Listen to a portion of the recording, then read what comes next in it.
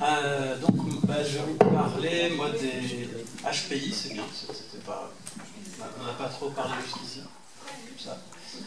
Et je pense que par rapport à ce qui a été dit avant, d'abord je vois qu'il y a pas mal de mythes autour des HPI, donc on est bien dans le thème. Et aussi, peut-être ce que vous allez voir, c'est que l'institution, l'éducation nationale, aussi est un peu à côté de la plaque, ou a été en tout cas pas mal longtemps à côté de la plaque, comme c'est le cas pour d'autres choses. Et en fait, c'est un truc récurrent, ça qu'on ne trouve pas seulement à l'éducation nationale, c'est dans tout ce qui concerne les décisions politiques. Tout à l'heure, quelqu'un avait fait remarquer que les ministres, en général, ne sont pas compétents de ce sur quoi ils sont ministres. Ils sont compétents peut-être en autre chose, mais en tout cas, là où il manque certainement de compétences, c'est dans l'identification des experts. Ça c'est vraiment un gros problème, et il y a des gens qui essayent de se battre pour que, notamment mon collègue Franck Ramu essaye de se battre pour qu'il y ait des formations pour les décisionnaires, pour qu'ils sachent juste identifier les experts, et pas faire venir celui qui crie le plus fort et qui a la chaîne YouTube avec le plus de likes, parce que ça ne marche pas à tous les coups. Donc pour le HPI, je crois que c'est un peu ça. Voilà, alors élève HPI, tout le monde connaît, mais c'est pas grave, je donne quand même une définition en tout cas. C'est un peu difficile à définir dans l'absolu au départ. L'idée de départ historiquement, un élève à haut potentiel, j'essaie de faire très court et très clair, un élève au potentiel, c'est un élève dont on peut penser qu'il pourrait un jour devenir un génie, entre guillemets, et génie c'était vraiment le terme qui était utilisé à l'époque, il y a un peu plus d'un siècle.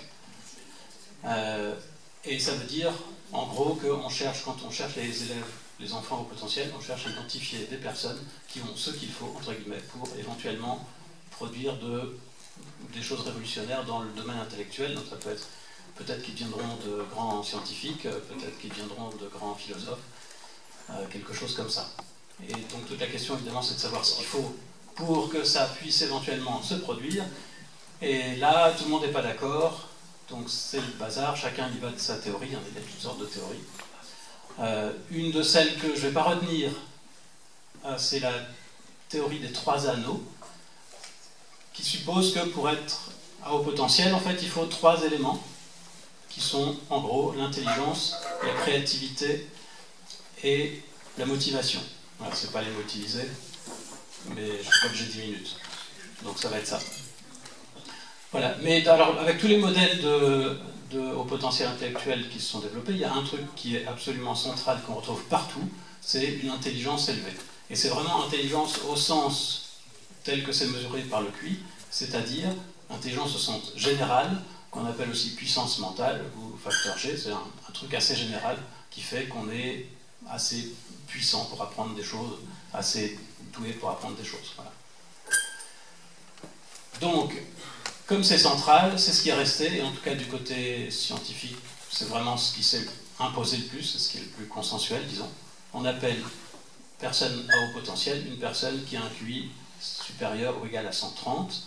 Le seuil de 130 a quelque chose de complètement arbitraire, parce qu'il ne se passe rien en 130 de spécial, mais c'est celui qui s'est imposé. Voilà, et ça correspond à un seuil de rareté qui fait qu'il y a à peu près 2,3% de la population considérée comme haut potentiel. Voilà pour la définition. Les mythes, pour résumer vraiment très brièvement tous les mythes qui ont donné naissance à toutes sortes de trucs bizarres qui se sont passés les dernières décennies, c'est que beaucoup de gens ont cru que le haut potentiel c'était un problème, c'est-à-dire que c'était lié à toutes sortes de difficultés, y compris scolaires, qu'avec un trop gros QI on n'arrivait pas à l'école, qu'on avait de mauvais résultats, que c'était un facteur de troubles émotionnels, de difficultés sociales, et même que c'était lié à la dyslexie, au TDA, etc. Voilà, tout ça c'est faux. Et donc toujours pareil, dans 10 minutes, je suis bref là-dessus. Et alors c'est faux, on le sait pas au doigt mouillé, ni avec des études mal faites où on a comparé des gens qui ont été identifiés comme à haut potentiel à d'autres témoins. On le sait parce qu'il y a des études de très grande ampleur sur la population générale Et donc pour donner un exemple frappant, mais parmi des dizaines d'autres, il y a une étude en Grande-Bretagne sur 500 000 personnes qui ont été suivies pendant des années et pour lesquelles on a toutes sortes de renseignements qui permettent de calculer pour la moitié d'entre elles, un peu plus, pour 260 000 personnes, on peut calculer le QI et on a toutes sortes d'informations, notamment tous les troubles qui ont été diagnostiqués et toutes sortes de résultats à des tests médicaux, etc. Plein de choses. On a aussi des données scolaires, puisqu'il était même question de réussite ou d'échec scolaire. On a des données sur ce qui concerne le scolaire pour des millions d'enfants au total, parce que dans plein de pays, on fait comme en France, c'est-à-dire qu'on fait régulièrement des expériences à assez grande échelle. En France, on en a fait une sur 36 000 personnes en 2007, si je me souviens bien, et dans les années 60, une autre sur 160 000 personnes. Au Danemark, ils ont, à une époque, fait passer des tests à tous les élèves, et donc pour lesquels on a les données scolaires et le QI. En Angleterre, il y en a aussi, et puis un peu partout. Voilà. Et avec toutes ces données, donc on a plein d'expériences et plein de méta-analyses aussi. Pour résumer, on sait que tous ces mythes de difficulté sont faux parce que les résultats sont les suivants. Pour ce qui est des compétences ou de la réussite scolaire, en fait, les résultats scolaires en tendance, évidemment, c'est toujours des moyennes, et il y a bien sûr toujours des cas contraires, mais la tendance, c'est que plus le QI est élevé, plus les notes sont élevées, et ça, c'est vrai à tous les niveaux de QI. Donc, même dans les plus hauts niveaux, le QI, on ne peut pas dépasser 160 avec les tests habituels, mais ceux qui ont un QI de 160 ont en moyenne de meilleures notes que ceux qui ont un QI de 150, et ainsi de suite. Et depuis le bas du spectre jusqu'au haut du spectre, plus on avance et plus les notes en moyenne augmentent. Donc c'est vrai à tous les niveaux de QI, c'est vrai à tous les niveaux scolaires. Ça a été testé depuis la maternelle jusqu'à l'université. Et c'est vrai dans toutes les disciplines, sauf l'éducation physique et sportive, où on ne trouve pas vraiment de lien. Mais à part ça, c'est vrai pour toutes les disciplines, y compris la musique, l'art, des choses qui, a priori, on pourrait penser n'ont pas beaucoup de rapport avec le QI, ça a quand même tendance à augmenter avec le QI. Donc on a une situation où, du point de vue scolaire, les résultats sont très nets, nombreux, il y a des méta-analyses, on a tout testé, et autant il y a parfois des dissensus et des gens qui se bagarrent dans la sphère publique pour savoir si oui ou non c'est vrai que les notes augmentent avec le QI, mais du côté scientifique, il n'y a pas du tout de bagarre. En fait. Il n'y a aucun article scientifique, empirique, qui prétend avoir trouvé le contraire. C'est un peu plus contrasté pour ce qui concerne les troubles, donc avec cette idée qu'une très grande intelligence serait associée à des troubles. Néanmoins, il y a aussi là, beaucoup de méta-analyses qui sont basées sur le même genre d'expérience et qui arrivent à la conclusion que pour à peu près tous les troubles, il peut se passer que deux choses. Soit les HPI sont exactement comme les autres, soit ils sont plutôt mieux lotis. Voilà, en gros, c'est ça. Alors, si vous voulez des exceptions, là, il y a la myopie et les allergies. C'est les deux trucs qu'on peut trouver et qu'on a été retrouvés plusieurs fois où les HPI sont moins bien lotis que les autres. Mais dans les troubles psychologiques, par exemple, il n'y a rien. Non plus. Sur notre étude de 260 000. Donc c'est un peu bizarre qu'il y ait eu cette idée comme ça contraire à des données qui sont assez nombreuses et analysées comme ça. Une explication de d'où ça vient, peut-être, est historique, en tout cas en France. Ça peut être plus vieux que ça, mais en tout cas en France, une des explications, c'est que dans les années 70, des gens ont voulu obtenir pour leurs enfants au potentiel une éducation spécialisée et mieux adaptée. Après, je vous explique pourquoi c'est pas idiot. Et sauf que la réponse de l'éducation nationale, ça a toujours été on ne va pas faire quelque chose pour des gamins qui sont déjà avantagés. Donc, voilà. Circuler, il n'y a rien à voir. Et peut-être que le seul moyen qu'ils ont trouvé pour se faire entendre, ça a été de prédire des catastrophes en disant si vous faites rien pour nos gamins qui sont intelligents, ils vont finir en dépression, ils vont être en échec scolaire, etc. Et là, l'éducation nationale a accepté de réagir, mais donc pour de mauvaises raisons en fait. Et vous allez voir après ce que ça donne, je vais vous dire en un mot ce que ça donnait. Donc l'éducation nationale a accepté de réagir, mais pour de mauvaises raisons, ce qui a donné des conseils et des préconisations complètement absurdes. Bon, je vous le dis tout de suite et je vous dirai après comment ça a évolué.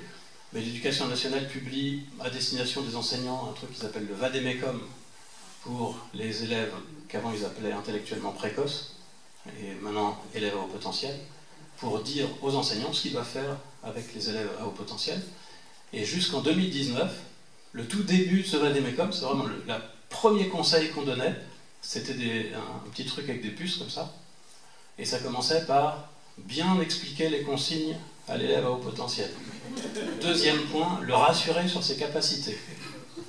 Et moi j'avais demandé à mes collègues, je dis, si on enlève enfant au potentiel, on demande de qui on est en train de parler. Je ne sais pas s'il y a beaucoup de gens qui devinent quand même. Et alors à la toute fin du Vademecum, c'était indiqué que dans certains cas, on pouvait leur faire sauter une classe. Et là je me demande, mais quelqu'un qui a du mal à comprendre, qui doit être rassuré sur ses compétences, qu'est-ce qu'on va lui faire sauter une classe? C'est vraiment très étrange comme situation.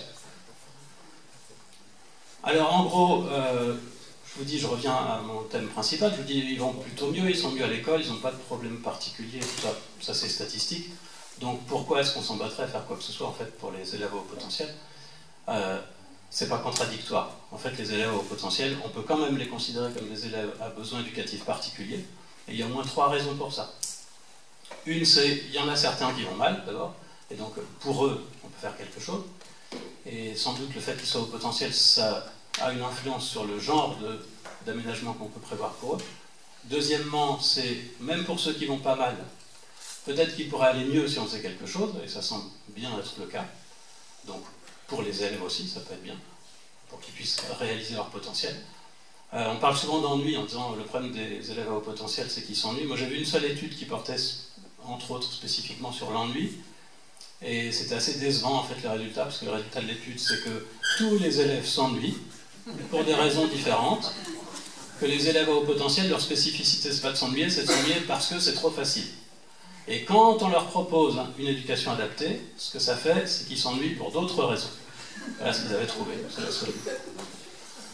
Mais quand même, la conclusion de l'étude, c'était que c'était mieux, parce qu'il valait mieux qu'ils s'ennuient pour autre chose, parce que ça n'intéresse pas, plutôt que parce que c'est trop facile. Et puis, troisième raison de faire quelque chose, et c'est une raison qui est plus souvent avancée, parce qu'ils sont très décomplexés, je pense, aux États-Unis que chez nous, c'est pour la société. Et là-bas, ils disent, c'est bien pour la société, parce que si on permet aux élèves au potentiel d'aller plus vite, et qui sont effectivement capables de devenir de grands scientifiques, ben, ça va être pour nous. Et ça va être bien pour la société. Voilà, ça fait au moins 3 raisons. En tout cas, on peut faire des choses. Et plusieurs choses ont été testées. Donc je vous dis très rapidement, je ne vous parle que de la dernière des 4. Mais en gros, les grands aménagements testés, il y a la différenciation qui consiste à organiser l'éducation pour que chaque élève ne vive pas la même chose. Donc j'ai appris ce matin que c'était vraiment aucune des 4 idées, là, probablement, que je vais vous dire, n'est nouvelle. En tout cas, différenciation, ça, on en parle beaucoup. Une autre idée, c'est le regroupement, en faisant par exemple des classes de niveau, c'est un truc un peu brutal, mais ça correspondrait à un regroupement.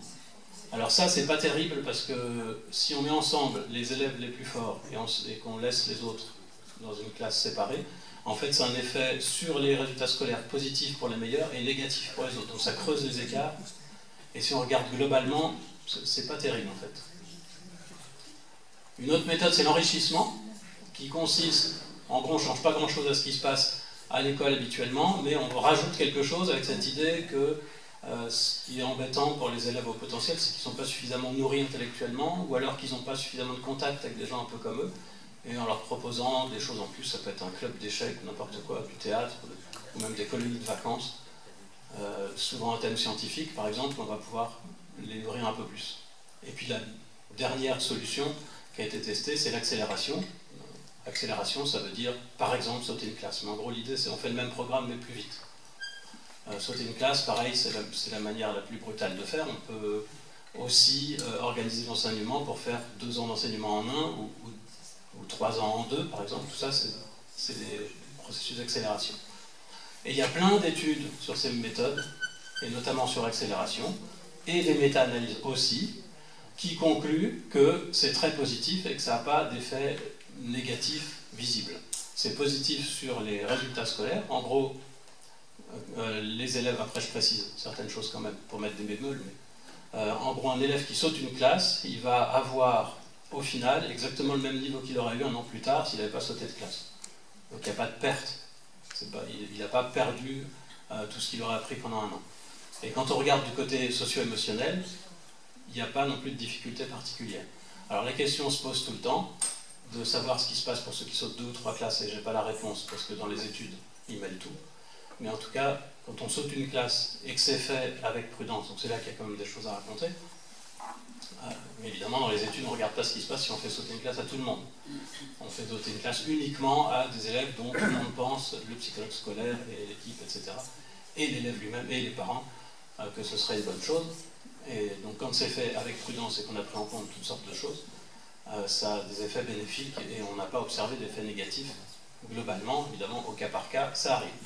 Il y a des élèves qui sautent une classe et qui ensuite sont obligés de redoubler parce que c'est un échec total. Mais globalement, c'est très positif. Voilà, on prend en compte vraiment plein de choses personnelles, ne serait-ce que la taille, par exemple, et c'est peut-être quelque chose auquel on ne peut pas penser comme ça spontanément, mais quand dans les petites classes, si un élève est particulièrement petit et qui saute une classe, ça peut poser des problèmes. Alors je reviens au Vademecum, et après je conclus. Dans le Vademecum, 2019, il a été révisé, et tout ce qu'on a réussi à obtenir, parce que c'était, vous imaginez, on se chamaille beaucoup, ça a été une sorte d'inversion, et donc maintenant dans le Vademecum, il y a marqué les mêmes choses, mais dans l'autre sens, ce qui est déjà beaucoup mieux.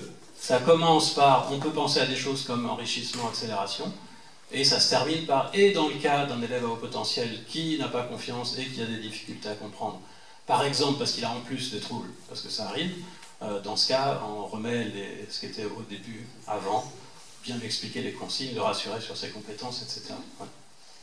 Et je conclus en 20 secondes que ce que ça illustre pour moi, c'est que les mythes mettent longtemps à disparaître, parce que il a fallu très longtemps avant que l'Éducation nationale modifie le Vademecum en fonction de choses qui étaient sues depuis très longtemps, parce que le fait que les élèves à haut potentiel n'aient pas en moyenne de mauvaises notes, par exemple, c'est pas du tout nouveau. On le savait en 1965 avec une étude organisée par l'Éducation nationale, donc c'est quand même un peu étrange. Et que, bon, malgré tout, on peut espérer, parce que ça a fini par changer, en tout cas pour le Vademecum. Voilà, je m'arrête.